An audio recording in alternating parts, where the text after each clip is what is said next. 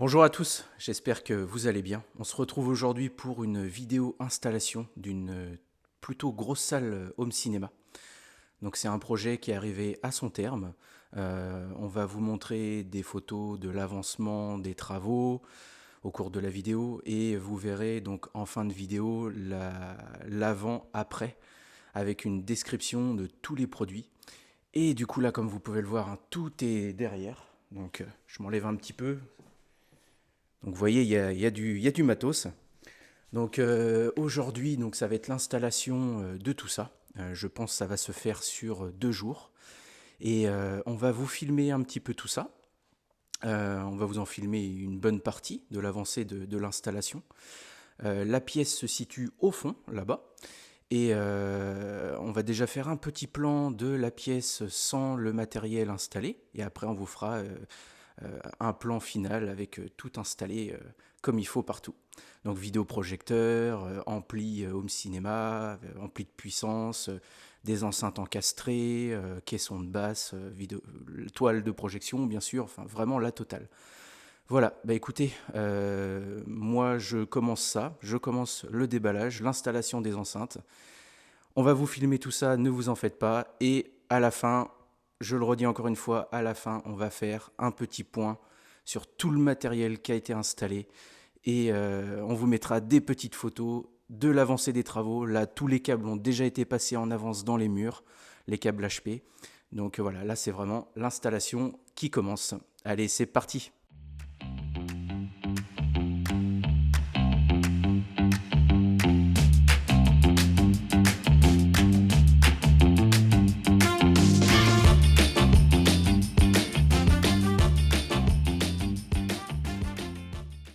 Donc là, j'ai emmené toutes les premières enceintes que je vais installer. Donc je vais commencer par toutes les enceintes encastrées et les enceintes aussi qui vont être voyantes et fixées au mur. Donc le mieux à chaque fois, c'est de toujours commencer du haut vers le bas. Donc je vais commencer par installer les Atmos, puis les latérales sur les côtés et les enceintes arrière qui vont être elles visibles. Vous devez voir normalement un petit câble qui ressort là-bas. Donc celles-ci vont être visibles parce qu'on est on est sur un mur de pierre et voilà, le souhait de base c'était de ne pas trop toucher à ce mur. Le vidéoprojecteur va être fixé juste ici, à la moitié du mur. Le câble HDMI a déjà été passé en avance. Excusez-moi si ça résonne un petit peu dans la salle. Là j'ai ôté l'estrade et bien sûr à chaque fois que je vais travailler à un endroit et faire des petits trous, étant donné qu'on a de la moquette en dessous, toujours prévoir des couvertures pour ne rien salir et ne rien abîmer. Voilà, donc c'est parti.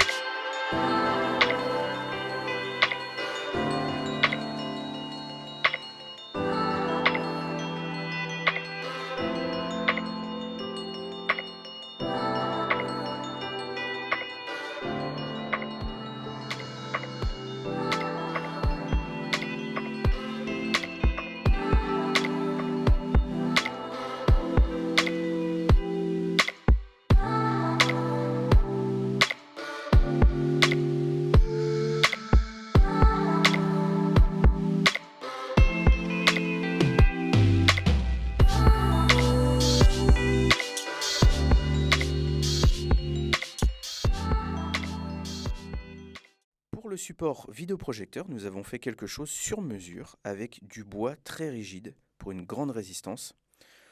Nous avons également donc fait une découpe adaptée par rapport au mur de derrière pour que le projecteur reste bien en face de l'écran. Au niveau des fixations, on était donc sur des équerres très rigides et des grosses chevilles spécialement conçues pour tous les murs tuffeau. Au niveau donc des prises RJ45, prise secteur et prise HDMI, tout avait été passé bien sûr avant. Donc comme ça, tout était prêt pour bien le raccorder.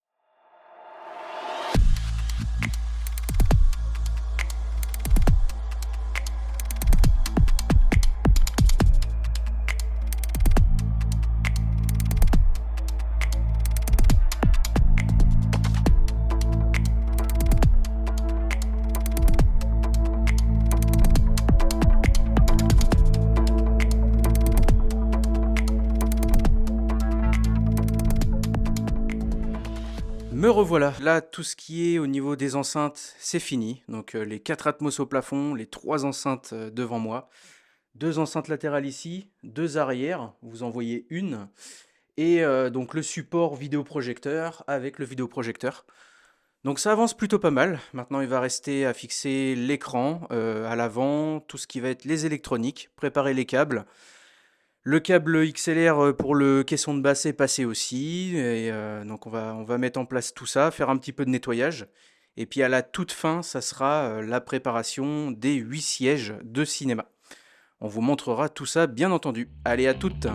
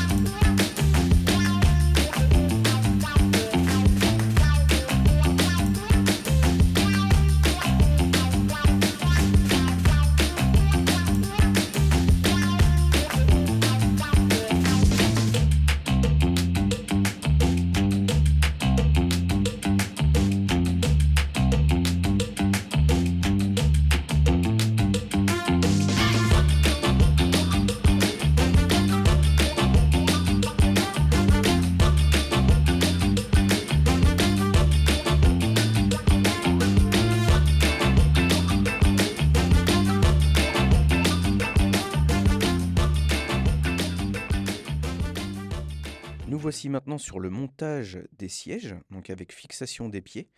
Il est très important de bien prendre les mesures à l'avance pour une découpe précise dans l'estrade. Sinon, vous allez vite être embêté si les trous ne sont pas au bon endroit. Également, très important de faire, c'est de bien intégrer le dossier. Vous me voyez le faire à l'écran. Il faut bien l'intégrer comme il faut et bien pousser avec vos mains pour pouvoir après le fixer proprement par la suite. Sinon, vous ne tomberez pas en face des trous. Et voilà, c'est bon, donc la salle est terminée. Donc pour faire une petite présentation rapide, nous avons installé 4 sièges Luxury 3 de chez Lumen. Donc des sièges qui sont très confortables. Vous allez avoir donc pour chaque personne, donc 1, 2, 3 et 4, des petits gadgets, donc avec une petite LED, de quoi recharger votre téléphone, un porte-gobelet que vous pouvez maintenir au frais. Vous allez pouvoir également, et ça c'est le plus important, pouvoir faire une petite bascule vers l'avant ou vers l'arrière quand vous regardez votre film. Hop. Ensuite, pour ce qui est de l'arrière, donc une petite estrade pour pouvoir être un petit peu plus surélevé par rapport aux personnes qui sont juste devant. On connaît tous au cinéma hein, la petite tête devant qui nous gêne. Donc là, ça ne sera pas le cas. Donc 4 sièges également de la marque Lumen aussi. Donc ce qui nous fait un total de 8 places assises.